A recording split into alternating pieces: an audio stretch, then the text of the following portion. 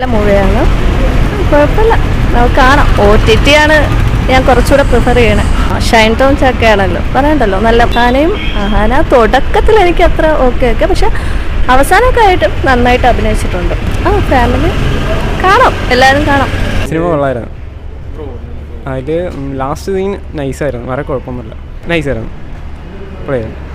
എൻ്റെ one time വാച്ചബിളാണ്. അതെ, trailer കണ്ടപ്പോൾ കുറച്ചുകൂടെ നന്നായിട്ട് മീൻസ് ഒരുപാട് പ്രതീക്ഷിച്ചു, പക്ഷേ അത്രയും വന്നു കണ്ടില്ല. എന്തെങ്കിലും വൺ ടൈം വാച്ചബിളാണ്. ഷൈന് എൻ്റെ പേഴ്സണൽ എക്സ്പീരിയൻസ് കഴിഞ്ഞ 2 ഫിലിമുകളിലൊക്കെ കുറച്ച് ക്യാരക്ടേഴ്സിലെ ഭീഷ്മവർമ്മത്തിൻ്റെ ആ ഒരു കുറേ നുവാൻസസ് ഒക്കെ അതിനകത്തിൽ വന്നിരുന്നു. പക്ഷേ ഇപ്പം എനിക്കൊന്ന് കുറച്ചുകൂടെ ബെറ്റർ ആയിട്ട് പെർഫോം ചെയ്യുന്നുണ്ട്.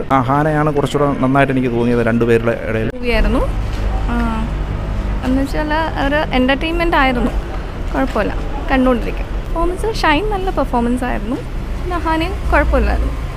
ഞാൻ ഇപ്പം കണ്ടത് അടിയാണ്. ഷൈൻ ടോം ചാക്കോയാണ് അതിൽ അഭിനയിച്ചിരിക്കുന്നത്. നമുക്കറിയാൻ തന്നെ സംവിധായകൻ പ്രശോഭ് വിജയൻ്റെ 3ാമത്തെ മൂവിയാണിത്. കാരണം ആദ്യത്തെ ലില്ലി അത് ബോക്സ് ഓഫീസിൽ വലിയ വിജയം കൊയ്യാൻ പറ്റിയിട്ടില്ല. അന്വേഷണം ഒരു ഫാമിലി ത്രില്ലറായിരുന്നു ജയസൂര്യൻ്റെ, അതും വലുതായിട്ടൊന്നും പറ്റിയില്ല. പക്ഷേ അടി ഒരു വ്യത്യസ്തമായിട്ടുള്ള ഒരു കോമഡി പ്രമേയത്തിലുള്ളതാണ്. കാരണം ഇത് ഒരു ചുരുക്കത്തിൽ തന്നെ പറയുന്നതെന്ന് പറഞ്ഞാൽ ഒരു കല്യാണത്തിന് ചെക്കൻ കല്യാണം കഴിഞ്ഞ് പുറപ്പെട്ട സമയത്ത് ഒരു അടി നടക്കുമ്പോഴും ഒരു അടി നടന്നു. ആ അടി നടന്ന ആ സംഭവമാണ് കഥ കൊണ്ടുവന്നത്. പിന്നെ അതുപോലെ തന്നെ ഷൈൻ്റെ പ്രകടനം പറഞ്ഞറിയിക്കാൻ പറ്റാത്ത മേലെയാണ്. കാരണം എന്ന് പറഞ്ഞാൽ മുമ്പത്തെ ക്വിക്ക് ആക്ഷനിലാണ് വരുന്നത്, പക്ഷേ ഇതിലൊരു ലൈറ്റ് റൊമാൻറ്റിക് രീതിക്കാണ് പോകുന്നത്. പിന്നെ ഹാനെക്കുറിച്ച് പറയുകയാണെങ്കിൽ, കാരണം തുടക്കം കുറച്ച് വീക്കായിരുന്നു.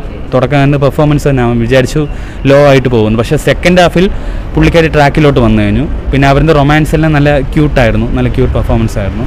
അതുപോലെ ഇതിൽ നെഗറ്റീവ് ഷെയ്ഡ് ചെയ്ത യുവൻ എന്നാണ്, ക്യൂൻ ഫെയിം യുവൻ. പുള്ളിക്കാരൻ്റെ കാരണം കുറച്ച് ഗ്യാപ്പിന് ശേഷം നല്ല പ്രകടനം കാഴ്ച.